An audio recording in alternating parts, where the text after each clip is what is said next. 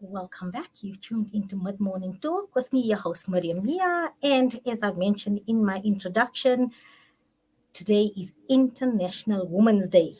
So, yes, today is the day to honor the sisterhood, the courageous women who make extraordinary sacrifices, who are resilient, who show courage to ensure that their communities and society becomes a better, peaceful world to live. So the origins of National Women's Day. United Nations began celebrating International Women's Day in the International Women's Year 1975.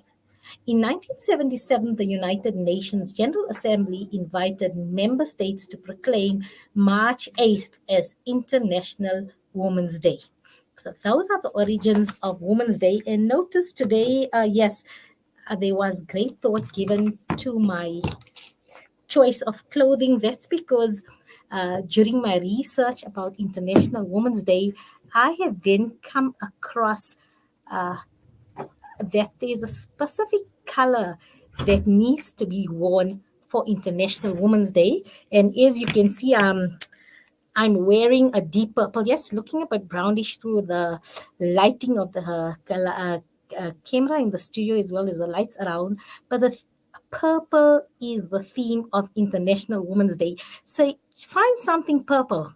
Find something purple to wear if you're not wearing something. A purple scarf, maybe some purple accessories or something purple. And why purple? Because the theme urges everyone to choose each for equal. The National Women's Party suggested wearing purple on International Women's Day since purple is the color of loyalty, consistency to purpose, unwavering steadfastness to a cause. It is also the color of dignity and self-respect. So yes, purple's in the house today, or purple's in the hot seat today, as we acknowledge all the selfless sisters and mothers that make a difference in serving humanity. And that is and that's our discussion is focused today on.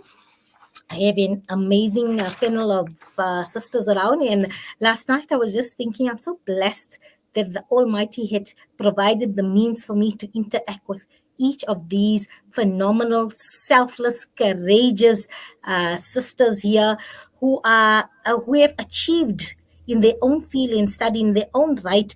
They are just leaders in their own right as well. So I'm really, really pleased to welcome all the sisters. I am going to introduce all my panelists as well. Looking forward to this. And our discussion is going to be a comprehensive discussion on leading women in the humanitarian space. So I just want to see if I've got all my panelists on while as I introduce them as well. So I'm just going to check with Brother Ziad if he says I've got everybody online as well. Okay, I see Alu is there, Aluwani Chokoe is there, Sister Zora Sooliman is with us. I see Dr. Fauziah Hasan is here as well, and I'm just waiting for Dr. Yvonne Ridley. I'm told she's connecting. But maybe what I can do is let me first greet everybody, and then I'd like to introduce and acknowledge each of my guests. So I'm going to start with student activist, editor, Aluwani Aluwani Chokoe, who said Alu is fine to call her as well. So good morning, Alu, and welcome to Salam Media. Good morning. Thank you very much for having me on the show. It's a pleasure, and thank you for your time. And next up, we have Sister Zora Suleiman, and I think she's a silent support and pillar of strength behind the international organization, a national organization which is now known globally, Gift of the Givers, but that is the sister behind the scene that keeps it all together. So I'd like to welcome Sister Zora Suleiman to Mid Morning Talk on Salam Media. Assalamu alaikum, Sister Zora, and welcome. Wa alaikum salam wa rahmatullahi wa barakatuh, and thank you for having me on your show on this special day. An absolute pleasure. And then I have all the way. I think, Sister Fauziah, you are in Malaysia as well. Are you currently in Malaysia? In Correct. KL. So, Assalamu alaikum and welcome to Dr. Fauziah Hasan. And Dr. Fauziah Hasan, when I look at what she has accomplished, being a very, very busy medical doctor as well and committed, that's her first love. But I think in equal measure is empowering females and children all around the globe. And that is her mission, especially in those marginalized communities or communities that have found themselves through oppressive regime and systems that have been displaced. And she is there to help them restore their dignity. Assalamu alaikum and welcome to Salam Media. Waalaikumsalam warahmatullahi wabarakatuh. And thank you so much for having me. We are in the evening now in Malaysia. And very good morning to you. Assalamualaikum warahmatullahi wabarakatuh. Walaikum salam. Yes, I completely sorry. It's on me that I've forgotten the time difference because we're all in the same zone. KZN and Johannesburg on the same time zone. So please, that's oversight on my part as well. I'm just seeing Ziad, if I can get. We're still getting okay. So let me begin, and I just like to acknowledge our activist, woman rights campaigner and editor, Aluwani Chokoe. So Sister Aluwani is an Umalanai from UJ, but she's a student and human rights activist, ANC and ANC Youth League member. She was a regional task team member for Greater Johannesburg. She's an advisory council member and spokesperson from the National Youth Council. She's also the editor of Josie Caddy, the Liberations newsletter, Students for Advancement of Global Entrepreneurship, Gauteng coordinator, creating the next generation of entrepreneurial leaders whose innovation and social entrepreneurs address some of the world's most urgent problems through entrepreneurial education and training. The Global Youth Parliament Gauteng Chapter Provincial Secretary as well, in creating the ripple of sustainable development and transforming youth by empowering ideas for a better world. So, and that's why I've gotten a capacity is engaging with the youth because all our iconic females here, they need to leave a legacy behind or start inculcating and empowering our youth to then take the baton so that the rights of the marginalized and the voices of the marginalized are always heard, irrespective of country or location. We are the voice, and Sister Alu is committed to ensure that she trains and mentors young people to ensure that they speak up and provide them with a platform and a confidence. So Alu, tell us a little bit about how you got involved. Was it something you did from your youth days in terms of mobilizing youth activists and being the voice for the youth? Thank you very much. So, when you get to tertiary and you come from rural South Africa, the first thing that you struggle with is firstly funding for your tertiary education. Secondly, because perhaps it's your first time in Johannesburg, you also have accommodation challenges.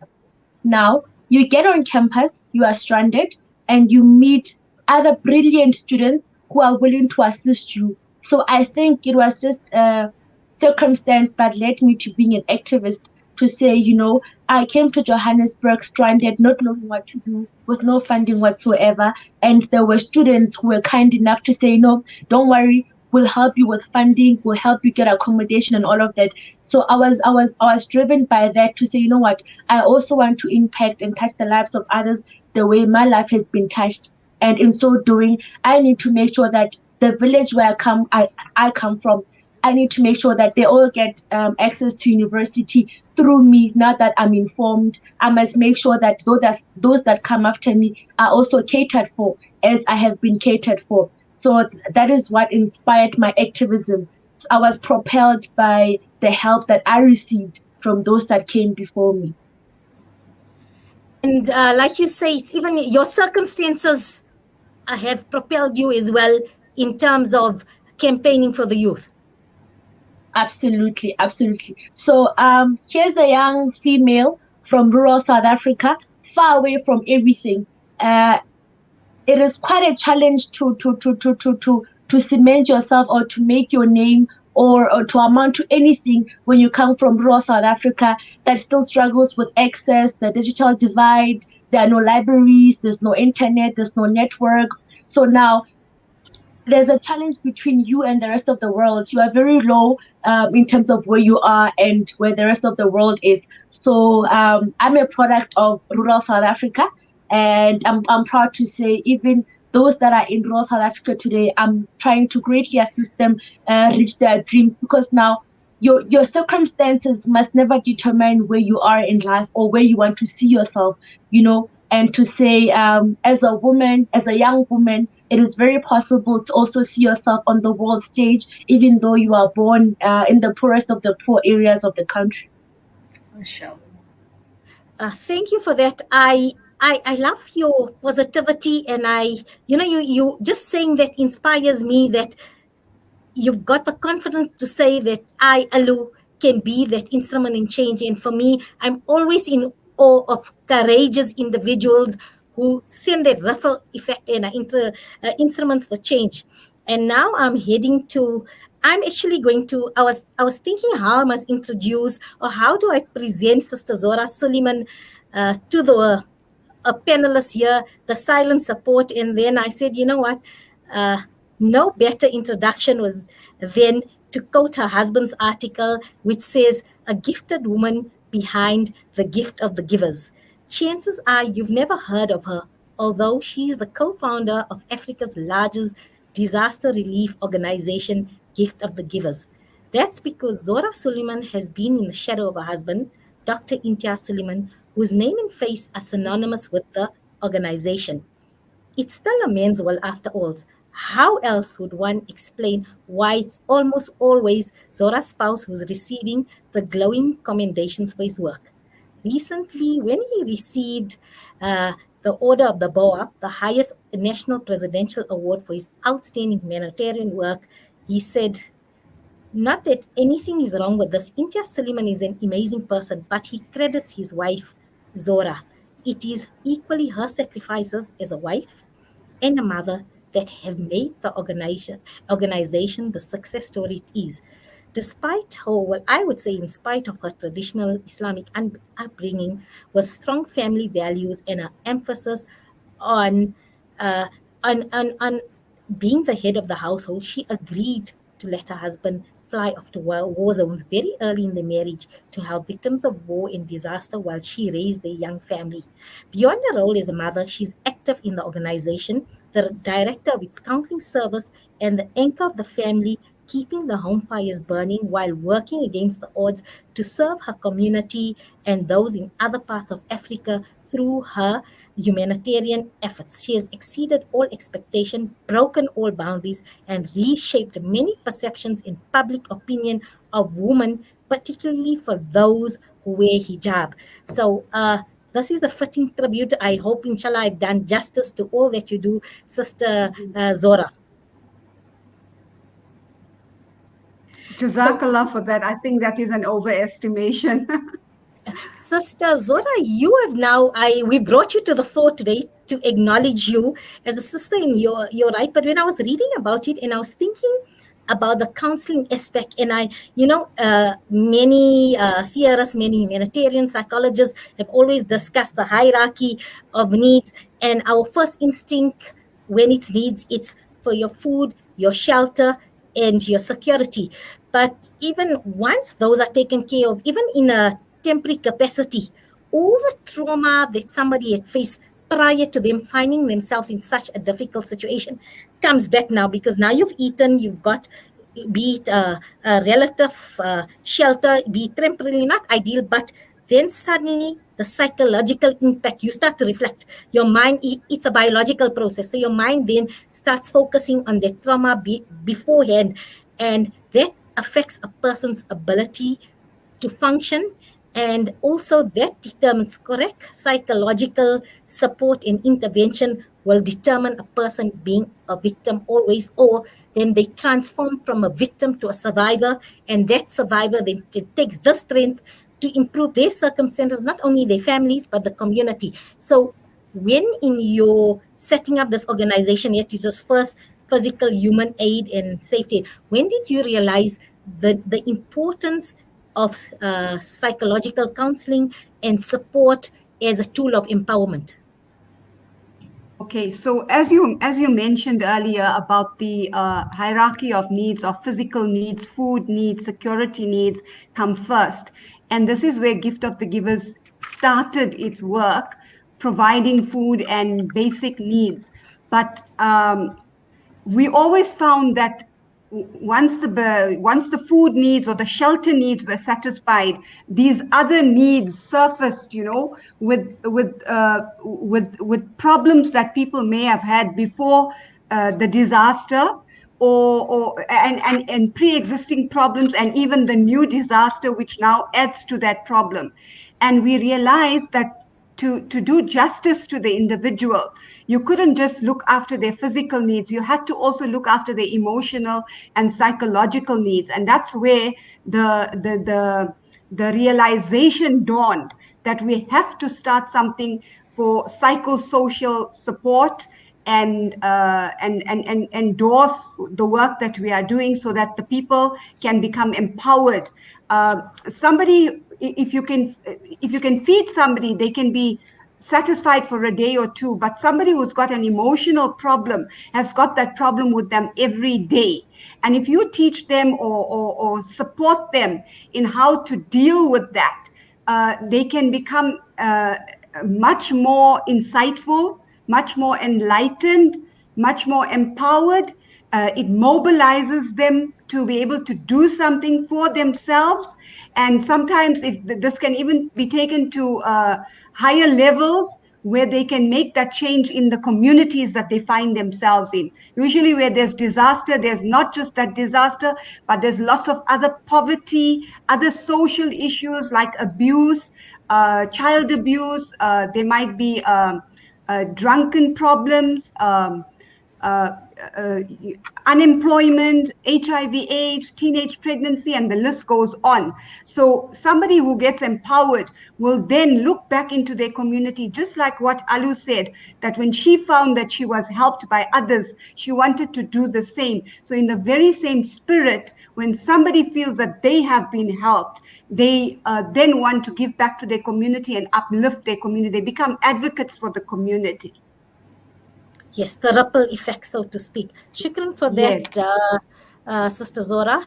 And now I'd like to just introduce and acknowledge our guest, Dr. Fauziah Hasan. And Dr. Fauziah Hasan qualified from the University of Tasmania in Australia, and she's also a fellow of the Royal College of Obstetrics and Gynecology from the United Kingdom. She also serves as a consultant at a specialized hospital in Kuala Lumpur. But besides all that in her daily life, and that's what we do in our daily life, that's when I said she finds the time. She's active in the humanitarian Malaysian NGO Aqsa Sayyaraf, as well as she is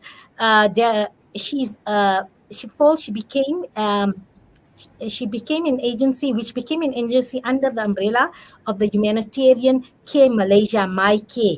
And from there, she's an advisor. So there's another branch of this, an advisor. It's Rose to Rose, R to R. It's an agency of My Care focusing on empowering women and children. She had led this campaign to care for many unfortunate women and children in Palestine, Syria, Rohingya, which included a mission to Gaza in 2012. So Sister Fauziah has dedicated, I think, her life in terms of empowering marginalized women and children all around the world. So for you, where did you realize that as Alu and as Dr.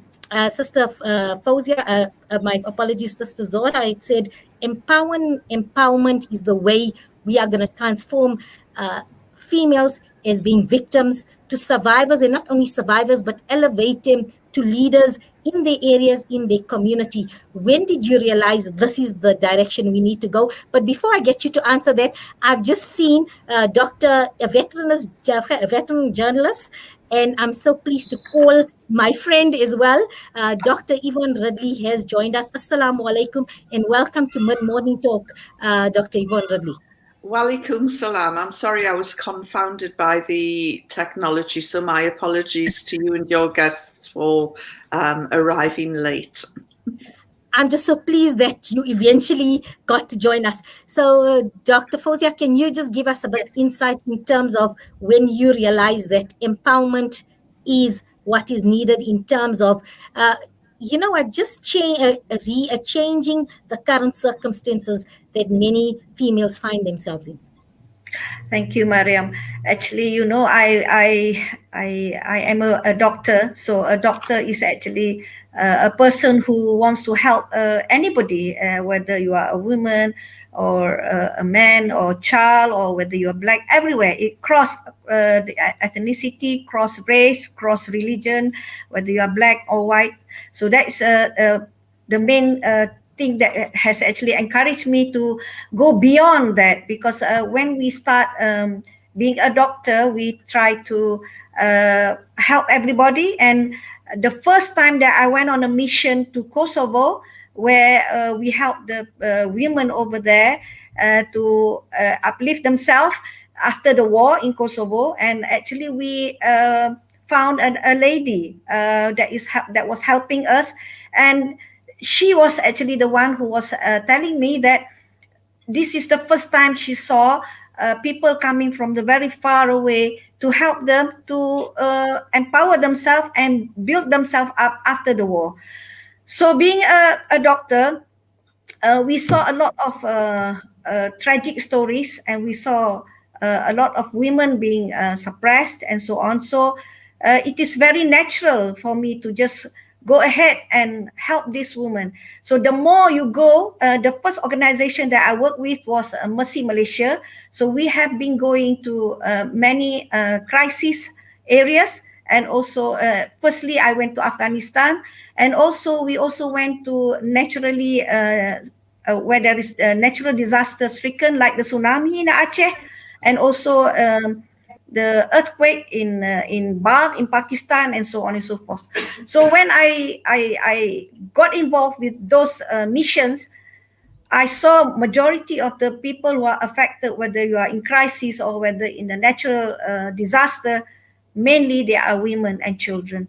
So that's the time when I feel that we have to do something to help them, to grow them. And like what Sister Zora was saying, that it's just not the food and the water and the security, but it also the psychosocial part of it. And also to rehabilitate them. And we see that many women, after in the crisis, they become the sole breadwinner. So without, and many of these women who are in the remote area, they do not have skills. So they were struggling with children and also trying to make a living out of them, of what they have. So I feel we are obliged to actually give them some skills, like what we have done in Cox's Bazar. As you know, the people of Rohingya, the women are being suppressed because they feel that the woman's home is only supposed to be at home and only taking care of the children. Not many are being educated. So we are having a great challenge in trying to actually uplift them. So what we did in Cox's Bazar was to have a women's center where we try to teach the women some sewing skills so that they can earn a living by these skills. So what we did was we actually encouraged the women to come up and have a lesson for about 4 months, and we gave them the sewing machine themselves so that they can go back to their huts and do something instead of being ripped into sex trade and so on and so forth. So after going to so many missions, I feel that this is very important. We are very fortunate to be in Malaysia and having a good status here, but people in the remote areas and also people in crisis areas, they need more and they need a lot of help. Thank you for that. We're going to take a short break, and then we're going to welcome Dr. Yvonne Ridley, and we're going to then get her perspective in terms of empowerment. All this after the break. Please do stay tuned. Tak apa jawab soalan.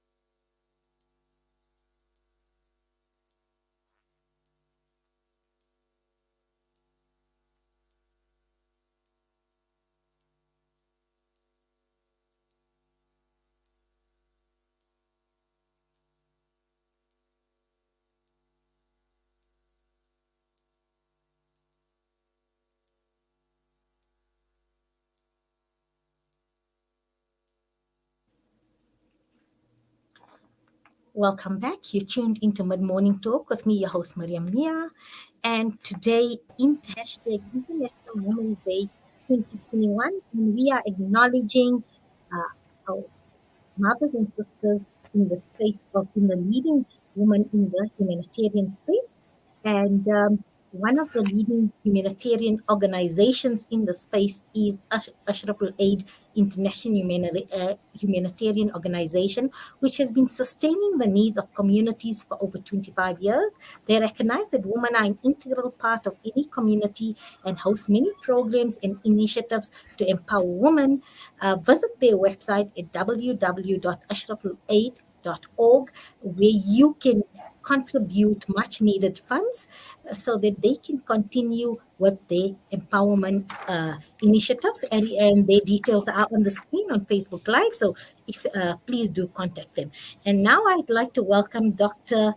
Yvonne Ridley. And when I was thinking about how do I introduce an accomplished journalist, a fearless lady. At the moment, she's gone on age, and you think she looks like a kind granny, but in no way, when there's injustice or oppression, that make no bones, she's there and she will speak out. In fact, uh, all the stories and all the events that happen, Sister Yvonne is credited for many of those revealing things. She's got governments to their knees to admit their wrongdoing, and she doesn't back down. And I thought, you know what, it's a happy day to acknowledge women. So I'd like to add some lightheartedness, serious, but let's say there's always humor, even in the gravest of situations. So we were traveling on one of our survivor campaigns, and Sister Yvonne told me the story when she was incarcerated or kept in, she doesn't exactly know the location, but kept somewhere in Afghanistan.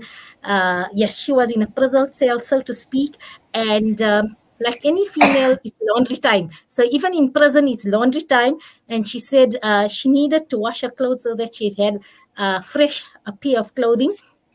And she said she had to wash her underwear, obviously. And she told me, Mariam, I was traveling in Afghanistan, and I didn't know where I'm going, so I had to be sensible and wear comfortable undies, because I'm going to be on conveyances like donkeys or horses or that. So she said they were by no means lingerie, and I'd wash them and I've put them out to dry. And then I thought nothing about it. And about an hour later, the head of the prison, well, the commander called her in and said, there's a problem.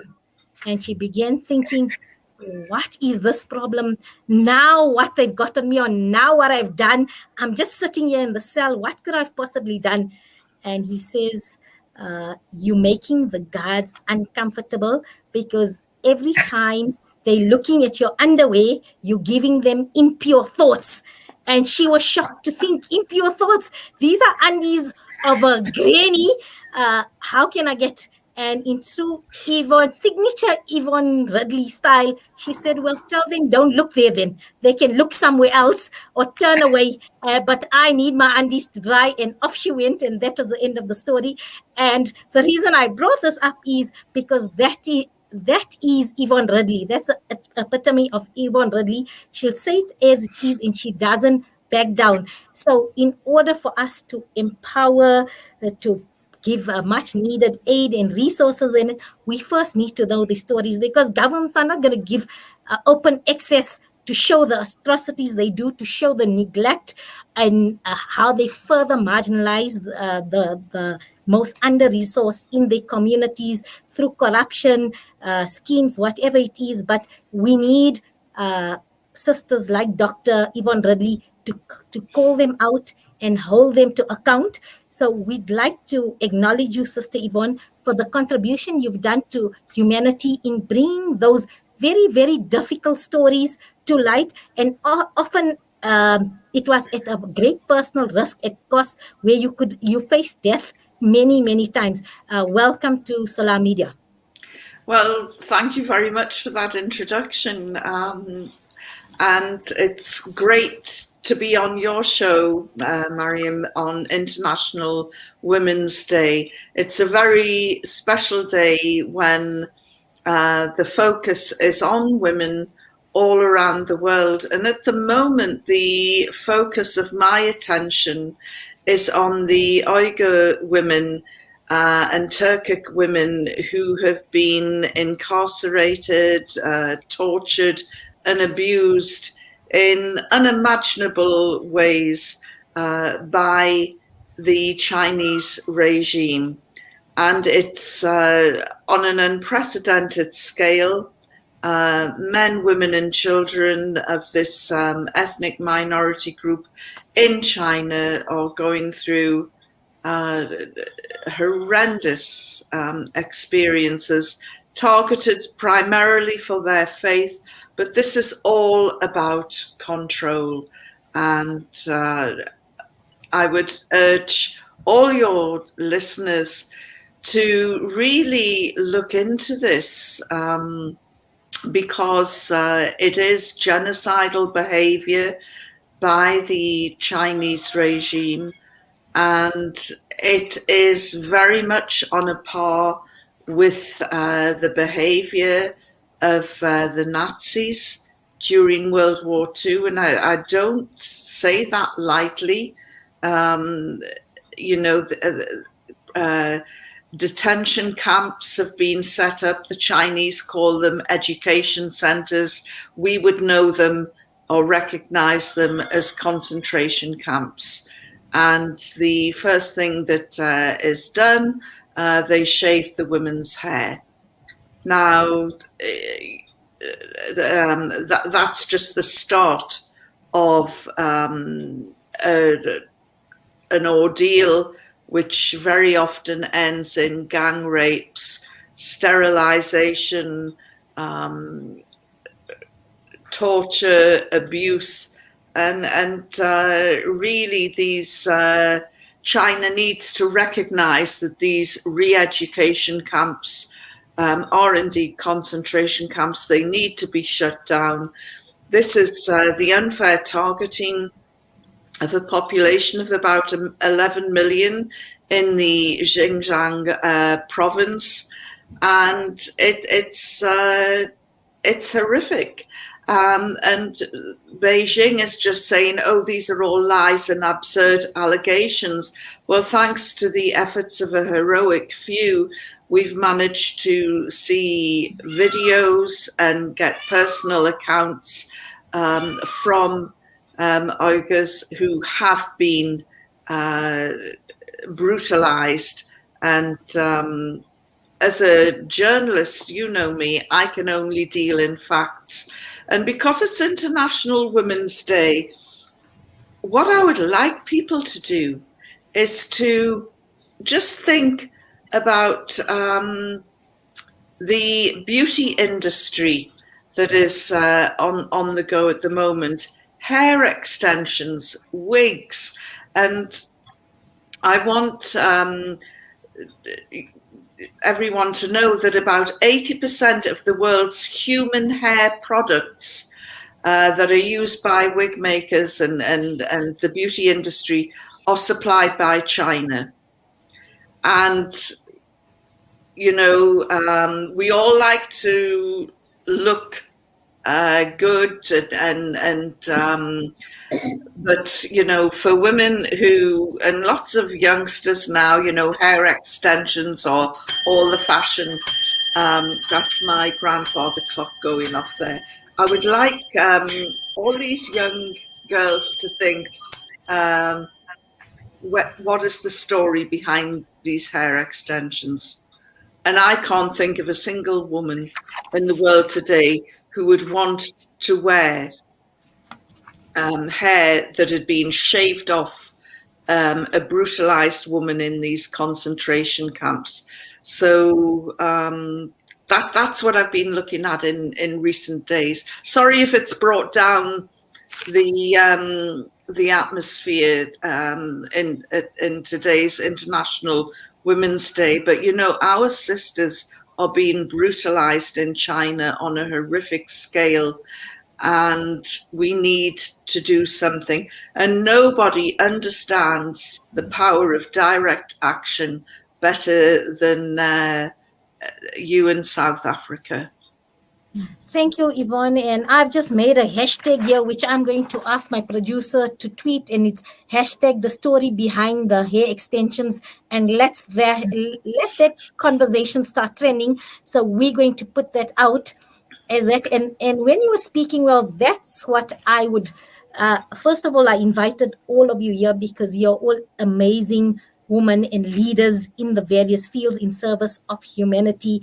In different spheres that you serve humanity as well. But that was my concluding question for all of you is, due to our geographic location, for example, South Africa, Malaysia, Europe, certain parts of the world. Now Europe also, it's starting to, you have Big Brother there, but UK. So due to your geographic location, from various countries, because of the civil liberties we enjoy, strong constitutions, we are in a position of privilege and power, and that is what I'm appealing, or I'm asking all of you: how do we get our ordinary mothers, sisters, the youth to say, you have social media is a powerful tool that can be the voice for the marginalized, can be the institution of change just by the conversations we have, the hashtags we have.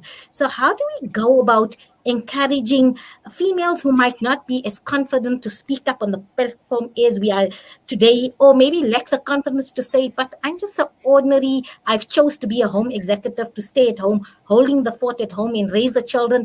I'm doing my bit for my family. I don't have the capacity or power to do more. And I disagree, because I feel if you have that position of privilege and power because of your geographic location, your financial circumstances, then yes, my sister, you are the instrument for change, and your voice can be the change. So how do we do that? Because my hashtag is each sister for a sister. So me, Mariam Mia, could be the voice, as you mentioned, for our sister, Uyghur sister in China. Zora can be the voice for that sister in Kashmir. Aluwani Chokoe can be the voice for the sister in rural South Africa who still lives in a community of strict patriarchy, the tribal system where the elders of the tribe decide your fate of woman. Sister Fauziah, wherever she's visited, like you say, changing the narrative in Rohingya, where it's controlled by men, because as much as we have our freedom here, but there's still a big patriarchic system, and not only the head of the household, but it's tribal elders in small villages that determine our fate. In Palestine, just because you are born in Gaza, so you are in a prison concentration camp already. So how can we use this location, geographical advantage and resource advantage of a power of privilege to change the narratives? I'm going to go with Zora first, and then we'll go with Dr. Fauziah, Alu, and then Dr. Yvonne Ridley. So, Mariam, just to say, as you say, what can we do in our capacity to change the plight of women in other geographical locations of the world? And you mentioned Gaza, and that's quite apt because we've set up a women's and children's center in Gaza. And the whole reason for this was because Gaza is under it's under siege all the time, and then you know they have very often they have these battles and there's wars raging against them, and the children have to be confined to the home spaces, the women have to be confined to the home spaces. So this whole idea of the women and children's center came out where it was like an outlet. It was the whole purpose, the aim and objective of it was to give women and children an outlet to come to this center of safety. And like Sister Fauziah mentioned earlier, for them to come and learn skills of sewing, of other arts and crafts that are appropriate to the ethnic group in their country, and also to give them a space, like to have a support group for them to talk about their personal issues, their emotional and psychological issues. We must bear in mind that in countries like these, apart from the war, the usual social problems are still existing. Even behind the closed doors, there's abuse against women, there's abuse against children. They're living in patriarchal societies, so they're still bearing the brunt of that. And so this is an outlet for the women to come and talk about their situation, and by listening to other people, they don't feel alone. They feel they're drawing strength from the other members that are there, and also in terms of solution, they can focus on solutions together. About how to survive in these kinds of societies, in these kind of situations. And then also with the children, to give them an outlet through art, through play, through concerts, through different activities. So they're not confined to their home spaces and where they've got all this emotional energy, negative emotional energy building up and then being released in a negative way. Because you must know, the fear is always that if there is somebody living in a warring nation, the fear is that those children will become soldiers and fighters themselves. So to try and release this negative energy in a positive way through art or through other activities, and to integrate the psyche to become a healthy whole.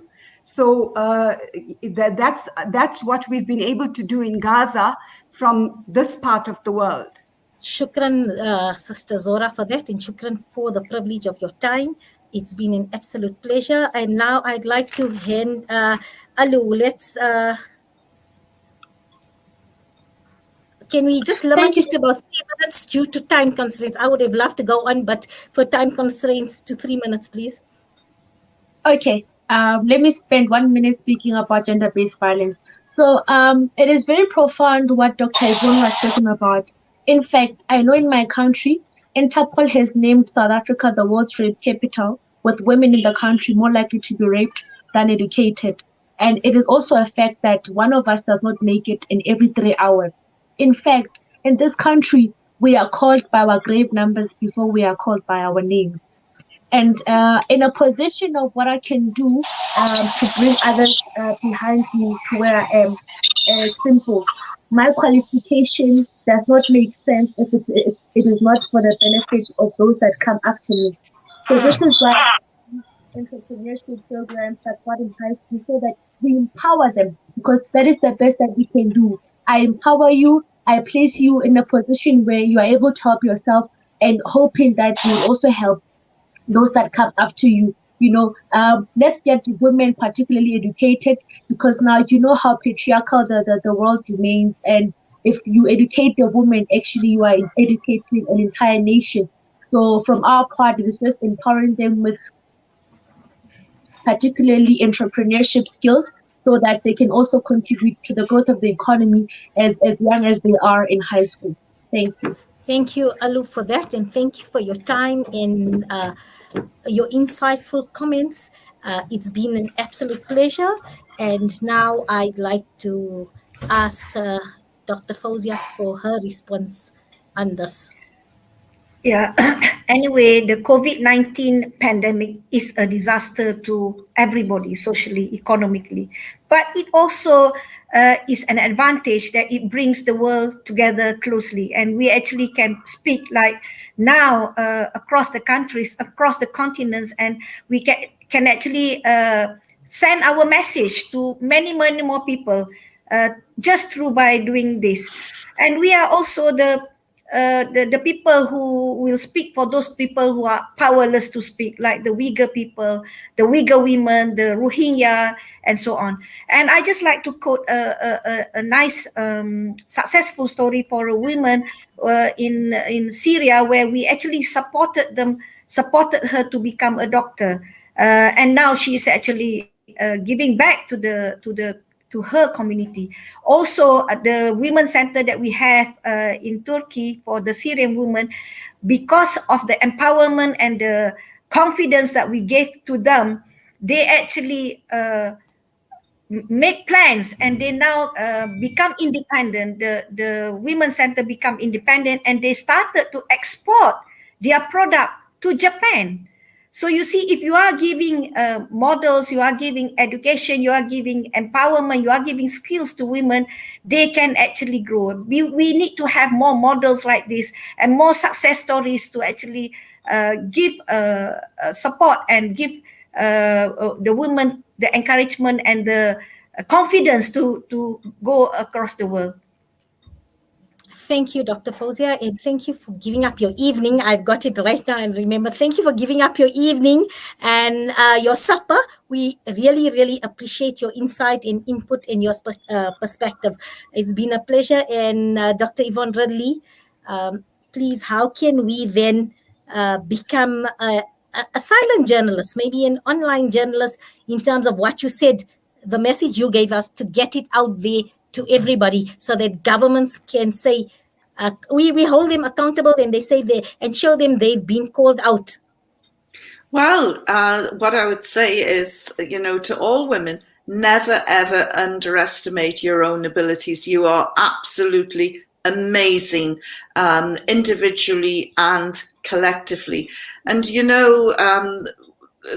having walked through the killing fields of Iraq, Afghanistan, Syria, Palestine, there is one common thread, and those in the firing line of war and conflict, the ones who suffer the most, are without exception women and their children.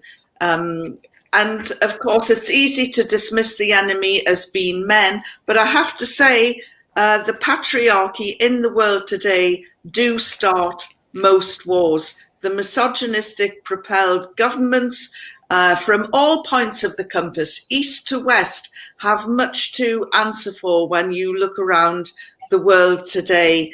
And this is something that we have to sort out. And to the male viewers and listeners today, I would say to them, we know that the majority are peaceful, but you've got to sort out your tribe. Men around the world are causing huge problems, and what I would say to the good men is step up to the plate and intervene and do something about it. And although it is International Women's Day, I'm going to finish off with a a comment from an Instagram poet from New York called Reuben Holmes. And he said, give a woman pain and she'll turn it into power. Give that woman chaos and she'll create peace. And I just think that that's really inspirational. And to every woman out there today, whoever you are, however you pray or don't, you are extraordinary and you are capable of great things. And it's time that we swept the patriarchy out of the way and showed statesmen and rulers and dictators around the world that, women in charge is no bad thing. Yes, and Angela Merkel surely has shown that. I mean, she's done a good job in terms of Syrian refugees, where all the male leaders handle it dismally. But she led the way, and she's charted a new course for Germany as well. So definitely, it's an excellent thing, not even a no bad thing. And when you were saying it, I was thinking that's the problem. It's the world gets into chaos when good men do nothing. So good men, please do something. So with us, we can change the narrative. And I'd like to thank you all. You all are strong, courageous, brave women in your own right. And I'm in great admiration and awe of great sisters and mothers like you who show us the path and help us to emulate and leave a legacy behind. So I wish you well. And may the Almighty give you the good health and strength to continue serving humanity at large. So may you always be under the mercy and protection of the Almighty. And I'd just like to leave you a quote that says, I cannot change the world, but I can cast a stone that can send across a ripple of water to create the change. And that was by humanitarian Mother Teresa. So thank you all for Women's Day. And we'd like to thank Ashraful Aid for the sponsorship of the segment, and they're an international humanitarian organization that has been sustaining the needs of communities for over 25 years. They recognize that women are an integral part of any community and host many programs and initiatives to empower women. Visit their website at www.ashrafulaid.org, and it is on the screen. We're going to take a short break, and we're going to continue with strong, amazing women who serve humanity and the community, all after the break on our hashtag kindness and compassion segment.